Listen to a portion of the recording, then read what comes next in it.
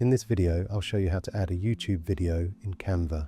This is useful if you're making a presentation, website, lesson, or design where you want a YouTube video to play inside Canva. First, open Canva. Now open the design you want to add the video to. Once your design is open, go to the left-hand menu. Click Apps. In the search bar, search for YouTube.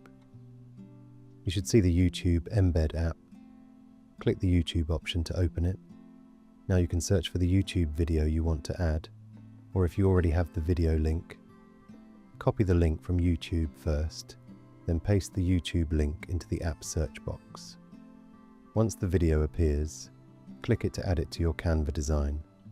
The YouTube video will now appear on your page. You can click and drag it to move it around.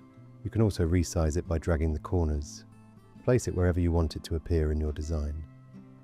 Now when you present or view the design, you should be able to play the YouTube video from inside Canva. Another way to do this is with the Embeds app. Go to Apps, search for Embeds. Open the Embeds app and paste your YouTube video link. Click Add to Design. Canva will then add the embedded YouTube video to your page.